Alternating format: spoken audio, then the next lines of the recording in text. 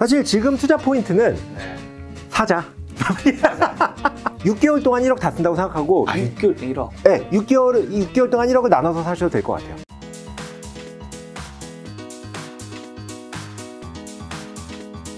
그리고 또 얼마 전에 좋은 주식을 찾기 위해 4가지 조건 말씀해 주신 게 그렇죠. 첫 번째가 좋은 기업은 경쟁이 없고 뭐 모두가 납득하죠. 보통 이거를 이제 경제적 해자 같은 맞아. 표현하죠. 두 번째가 시장이 성장하고 있고 너무 당연한 얘기죠. 뭐 전기차 시장처럼. 그렇죠. 세 번째는 뭐 유저나 브랜드 가치가 있고 아까 말씀해 주신 거에서 좀 포함되는 것 같고 네 번째가 이제 매출이 없는 기업이라 말씀해 주셨는데 저 네 번째는 좀 납득이 안 가더라고요. 왜 매출이 없는 기업일까? 그래서 요거 설명해 주시고 요 4가지 조건이 해당되는 과연 그런 기업이 뭐 지금도 좋고 과거도 좋고 좀 예시로 들 수 있는 회사가 있다면 우선 경쟁이 없는 거 다 알죠? 너무 좋은 거죠. 그죠. 근데 제가 이제 그냥 간편하게 설명하기 위해서 경쟁이 없는 기업이라고 얘기를 했지만 이 세상에 경쟁이 없는 기업은 없어요.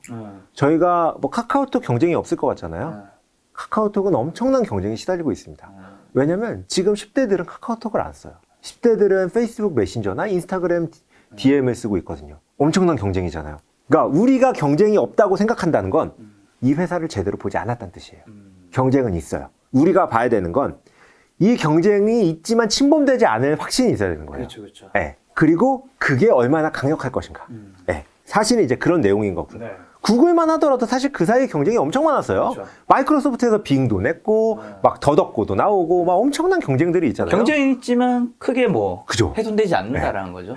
하지만 그러면은 논리 자체가 검색 시장을 한번 먹으면 훼손되지 않느냐라고 한다면 아니거든요. 그건 아니죠. 그 전에 다른 검색 엔진들이 있었거든요. 알타비스타도 있었고 하지만 구글은 훼손을 했거든요. 결국 이 경쟁을 훼손되지 않을 만한 어떤 포인트들이 분명히 존재하고요. 이거는 우리가 유저로서 이 회사를 알면 조금 더 친근하게 다가올 수 있을 거예요. 분명히 저희가 알 수 있을 거라고 생각하고 시장이 성장한다. 요건 우리가 애널리스트 리포트 이런 걸로 알 수 있어요.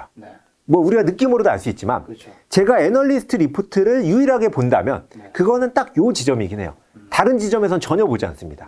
이 시장에 대해서 내가 알고 싶을 때 그러니까 시장에 대해서 알고 싶을 때도 보지 않아요. 이 시장이 과거와 현재가 어떻게 발전해왔고 앞으로 얼만큼 성장될 수 있을까? 이런 것들의 다른 시각이 궁금할 때 내 시각도 있겠지만 이럴 때 이제 다른 시각을 보는 이유로 애널리스트 리포트를 보고요. 저도 이 이외에는 저는 애널리스트 리포트는 전혀 보지 않습니다. 그래서 이거는 사실 저희가 그런 걸로도 확인할 수 있을 거고요.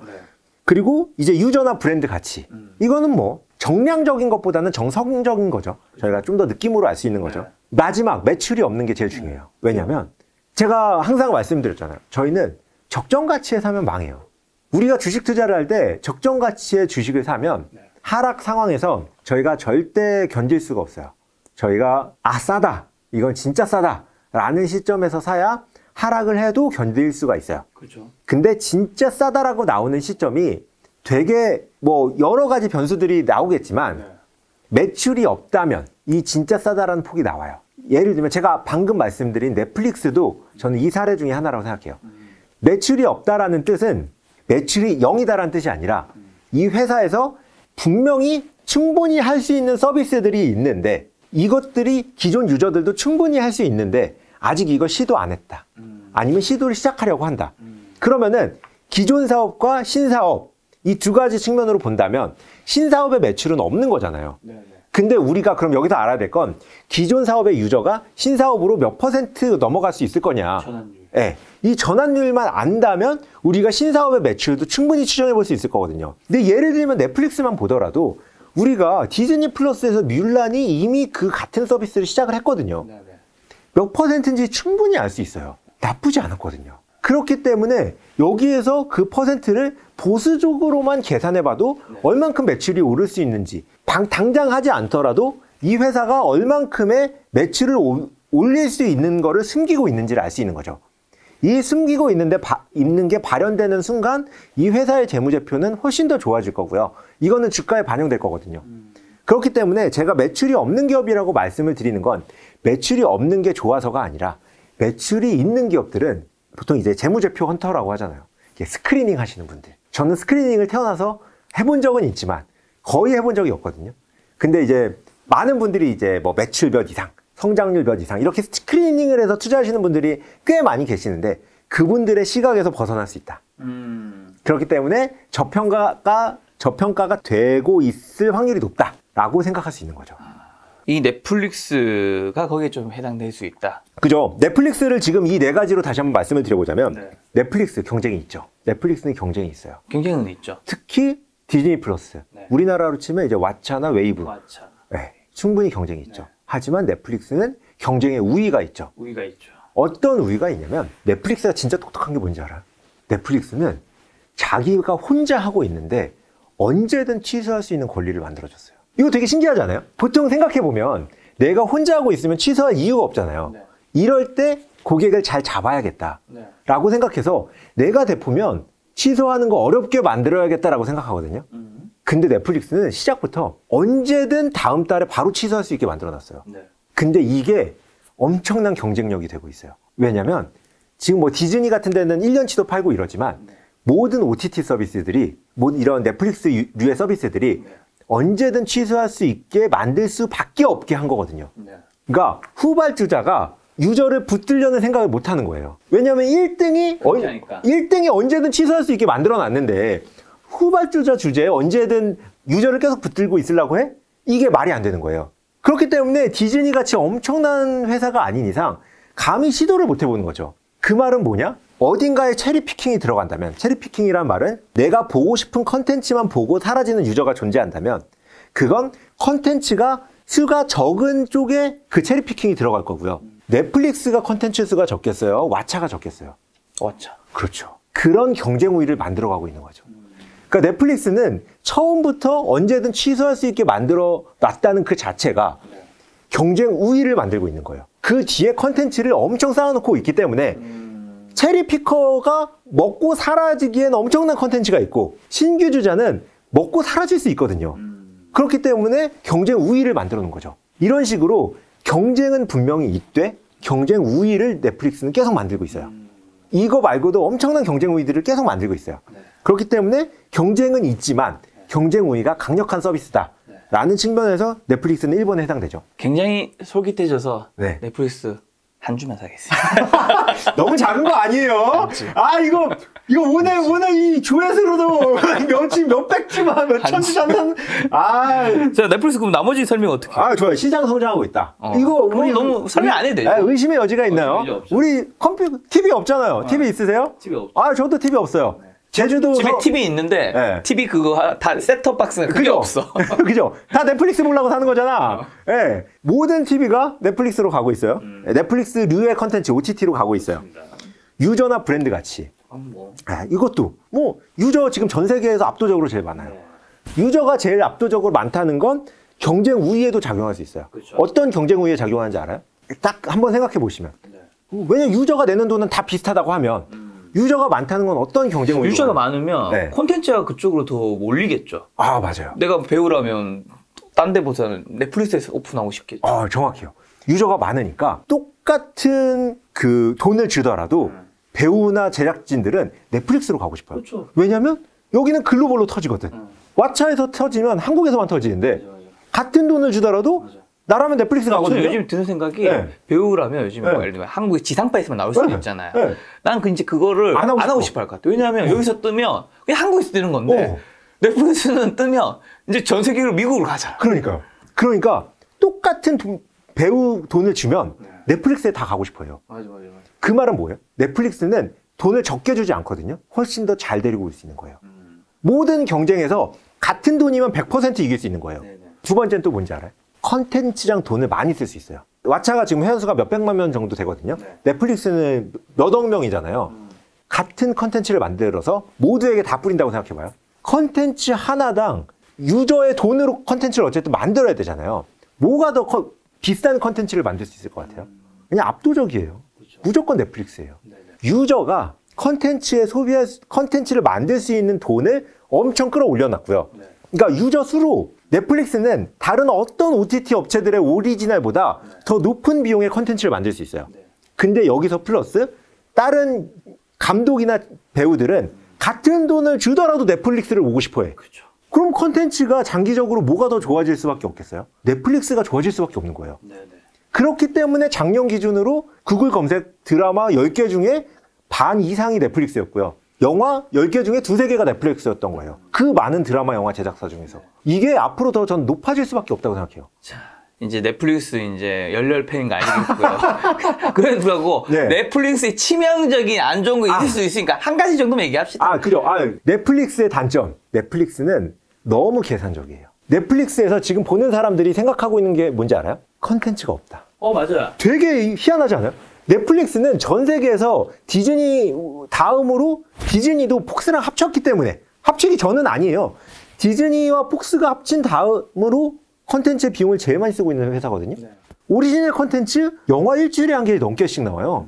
요즘에 근데 왜 이렇게 볼 게 없죠? 그러니까요. 넷플릭스, 그리고 또 하나 뭔지 알아요? 넷플릭스에서는 재밌는 시리즈 다 막는다. OA 이런 거 엄청난 글로벌 팬을 갖고 있어요. 네. 시리즈 몇 번 하다가 바로 끊겨요. 그 말은 뭐냐? 이런 시리즈가 너무 많거든요. 그 말은 뭐냐면 디즈니는 지상파는 시리즈를 시작하면 일정 수준까지는 꼭 끌고 가거든요. 네. 넷플릭스는 끌고 가지 않아요. 시즌 2에서 되게 많은 부분 멈춰요. 그 말은 시즌 1을 시작하기도 싫어져요. 그리고 넷플릭스는 알고리즘이 좀 이렇게 되게 세분화돼 있긴 하지만 생각보다 넷플릭스 오리지널을 많이 밀어주다 보니까 사람들에게 넷플릭스의 컨텐츠가 오리지널 이외에 많이 없다라는 그런 선입견을 많이 남기고 있고, 시리즈는 빨리 취소된다는 선입견을 남기고 있고, 이런 선입견들을 남기고 있기 때문에 유저들이 넷플릭스를 볼 때 분명히 여기에서 허들이 생길 거예요. 게다가 넷플릭스는 오징어 게임을 통해서 메이저 컨텐츠 업계로 진출하긴 했어요. 근데 여전히 그래도 아직까지는 넷플릭스 오리지널을 본다와 디즈니 영화를 본다는 우리가 느꼈을 때 달라요. 다르죠. 네, 넷플릭스 오리지널을 봤을 때 이거에 대해서 사람들과 얘기할 때는 야, 이거 넷플릭스에 있는 건데 혹시 봤어? 라고 물어보지만 디즈니 영화는 야, 너 이거 봤어? 이렇게 바로 물어보거든요. 그 말은 여전히 마이너한 느낌이 아직은 갖고 있다는 거예요. 그래서 분명 컨텐츠에 엄청난 돈을 쏟고 있지만 이 컨텐츠 자체에서 여전히 해결해야 되는 산들이 많이 존재해요. 그리고 그 산들은 이미 디즈니나 다른 데들은 많이 해결되고 있고요. 그리고 디즈니도 이미 1억 명 넘게 거의 뭐 1억 5천 명인가 이 정도까지 올라왔고요. HBO나 다른 데들도 자신만의 OTT 서비스들이 숫자들이 엄청 빠르게 올라오고 있거든요. 그렇기 때문에 이런 경쟁 부분들이 HBO는 하물며 왕자의 게임을 만든 데잖아요. 이런 엄청난 대작을 만든 데들의 스트리밍 서비스들도 엄청나게 올라오고 있거든요. 결국은 컨텐츠 싸움이다 라고 봤을 때 이 컨텐츠에서 넷플릭스가 부족한 점이 있고 이 부족한 점을 채워줄 수 있는 디즈니나 HBO나 다른 데들이 빠르게 치고 올라오고 있다는 거죠. 그래서 이 경쟁의 구도가 여전히 살아있기 때문에 넷플릭스는 분명히 이 경쟁의 구도를 충분히 이해하시고 투자하셔야 돼요. 네. 자, 그러면 이제 넷플릭스 좀 이제 잠시 내려두고 그러면 최근에 좀 증시 투자 포인트 및 올해 또 투자할 때 눈여겨봐야 할 변수 어떤 게 있을까요? 사실 지금 투자 포인트는 사자. 나 이렇게 강력하게 얘기해도 되나? 사자. 사기 시작하자. 사기 시작하자. 지금 제 상태가 딱 그거니까. 정확히 제가 지금 사기 시작한 상태니까 사기 시작하자. 내가 현금 비중 만약에 100% 있는 분이라면 지금 현재 시점에서는 몇 % 정도까지 사도 됩니까? 그러니까 예를 들면 100%라면 아주 보수적으로 봤을 때 내가 지금 1억이 있어요. 얼마 정도? 한 6개월 동안 1억 다 쓴다고 생각하고 6개월 동안 1억? 네, 6개월 동안 1억을 나눠서 사셔도 될 것 같아요. 그 정도면 저는 충분히 보수적으로 나눠서 사도 괜찮은 시기라고 생각해요. 그 정도는. 사기 시작하자. 그러면 이제 그 외에 변수나 투자 포인트. 변수나 투자 포인트, 우리가 뭐 다 알고 있는 포인트들이 있잖아요. 금리 인상. 금리 인상, 인플레이션, 전쟁. 이런 것들이 있는데. 전쟁 뭐 이거 장기화 얘기도 있고 한데. 네네네. 근데 여기서 금리 인상과 인플레이션, 전쟁 이 두 개는 좀 나눠서 보실 필요가 있어요. 금리 인상과 인플레이션에 대해서는 사실 금리는 자산 시장에 좋을 수가 없어요. 없죠. 네. 당연히. 왜냐하면 금리라는 것 자체가, 그러니까 워렌 버핏이 항상 한 말인데, 금리는 중력이다. 이게 표현이 되게 좋은 거예요. 금리가 높아지면 모든 자산의 가치를 다 내리는 거예요. 그렇기 때문에 지금은 금리가 높아지려고 하는 시기잖아요. 그럼 자산의 가치는 내려갈 수밖에 없어요. 그렇죠. 이게 중력인 이유는 우리가 회사의 가치를 평가할 때 뭐 PER, PBR 같은 쓰레기 지표로 평가를 한다면 금리랑은 아무런 상관없어요. 하지만 이거는 애널리스트 용어고, 우리가 회사를 평가할 수 있는, 제가 항상 주장하는 거의 유일한 지표는 DCF거든요.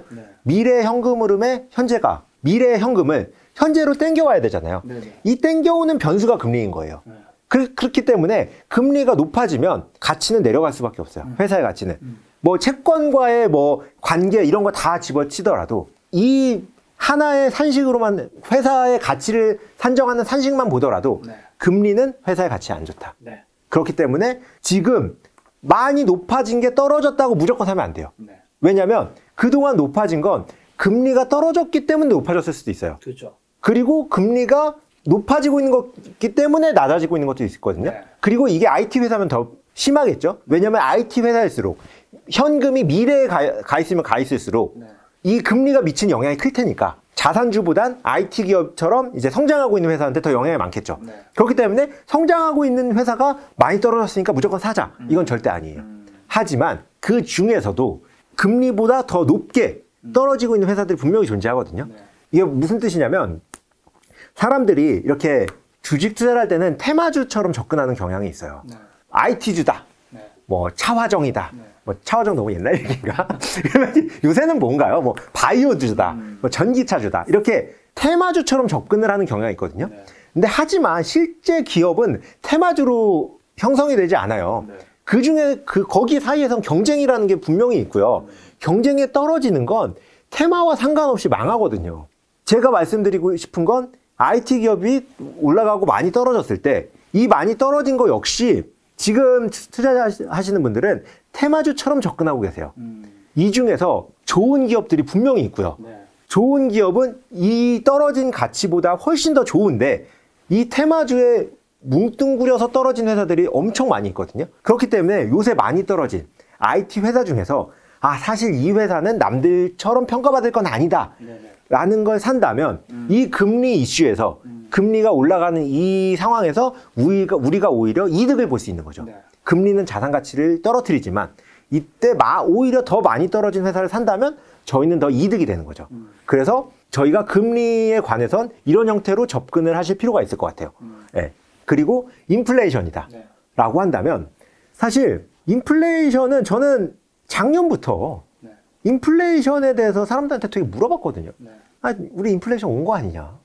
내 장바구니 물가가 이렇게 올랐는데 왜 인플레이션이 아니냐? 라고 하면 막 다들 막 여러 가지 지표를 들이대면서 이 몇 %밖에 아니다. 막 이런 지표를 들이대면서 아직 아니래. 네. 근데 지금 와서는 다 맞대요. 이런 것들이 사실 저는 그 통계와 실생활에서 나오는 갭이 있었다고 생각해요. 그리고 우리가 그 전에 이 인플레이션에 대해서는 우리가 체감상 충분히 알 수 있었다고 생각해요.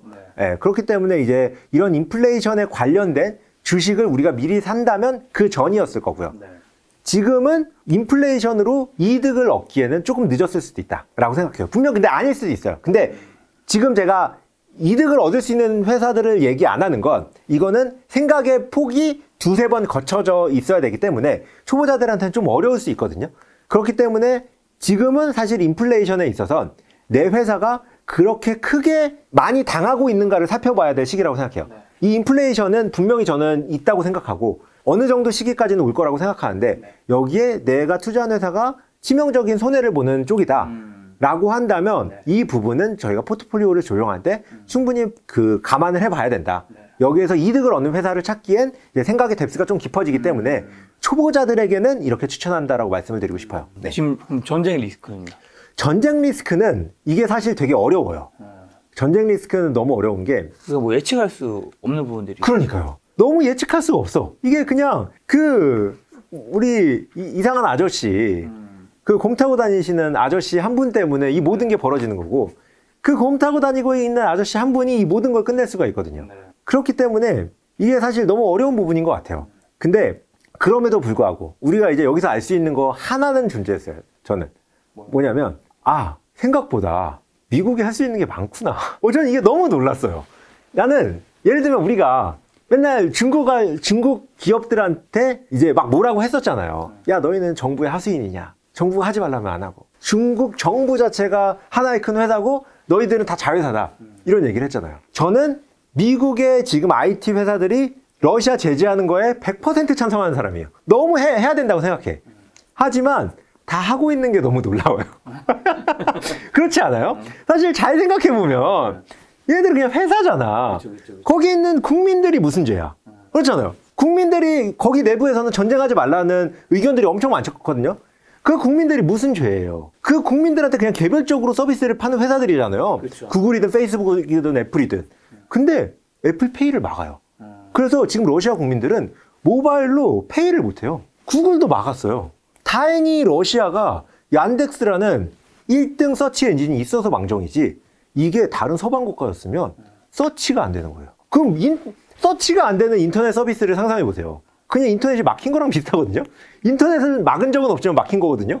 나는 미국이 이 정도로 할 수 있다는 게 너무 놀라웠어요. 그리고 저는 이게 분명히 미국의 서비스들에 대한 어떤 그 다른 형태 그 시각들이 좀 바뀔 수 있을 거라고 생각해요. 우리가 중국 회사를 봤을 때 그 느낌이 어느 정도는 전 이번에 그들의 행동에는 100%, 150% 찬성하지만 그들이 그렇게 하고 있다는 것 자체가 약간 중국 같은 느낌이 미국에도 분명히 존재하구나 라는 생각을 저는 했던 것 같고 이게 분명히 개인적으로는 제 투자에는 분명히 약간 이렇게 많이 생각해보는 계기가 될 것 같아요. 네. 또 하나는 이제 뭐 우리가 다 알고 있는 거잖아요. 네. 이 러시아에서 돈이 막혔어요. 아, 그렇죠. 전 사실 이게 그러니까 스위프트 제재라고 하잖아요. 네. 러시아에 그러니까 우리가 국가별로 돈을 이동할 때는 서로 통화가 다르고 계속 막 이걸 미국 달러로 다 환전할 수 없잖아. 그러다 보니까 이제 스위프트라는 어떤 시스템을 통해서 가거든요. 근데 이걸 저는 막을 수 없다고 생각했어요. 저도 좀 막기 쉽지 않다면서요, 네. 원래. 왜냐면 이걸 막으면 어떻게 되냐면요. 우선 기본적으로 러시아한테 돈을 빌려준 애들이 많을 거잖아요. 모두 다 이제 채권 채무국으로서 서로 하고 있으니까 돈을 못 받아요. 그렇잖아요. 러시아한테 돈을 받으려면 스위프트한테 받아야 돼. 스위프트를 통해서 돈이 와야 돼. 지금 모든 돈의 흐름을 막아버렸잖아요. 러시아한테 돈을 빌려준 나라들은 엄청 많을 거잖아요. 걔네들하고 다 합의를 한 게 아니거든요. 스위프트를 막은 게. 근데 아무도 못 받아요. 난 그래서 당연히 못 막을 줄 알았어요. 네네. 근데 그냥 막대. 그리고 또 유럽은 지금도 러시아 은행에 대한 금융 제재를 하고 있지만 에너지를 취급하는 은행은 제재를 안 하거든요. 왜냐하면 뭐 뉴스에 많이 나오지만 유럽 쪽은 러시아에 가스를 쓸 수밖에 없기 때문에. 그렇지. 근데 지금 그 가스 돈을 못 받고 있어요.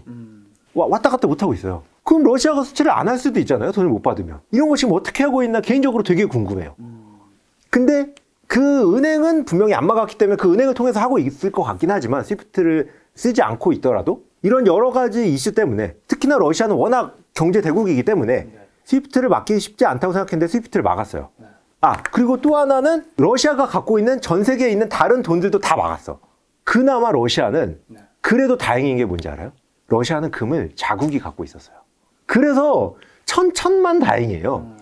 우리나라 국 다 영국에 있거든요. 우리나라 거 막았으면요. 우리나라는 금도 막혔어. 러시아는 그나마 금은 살았어.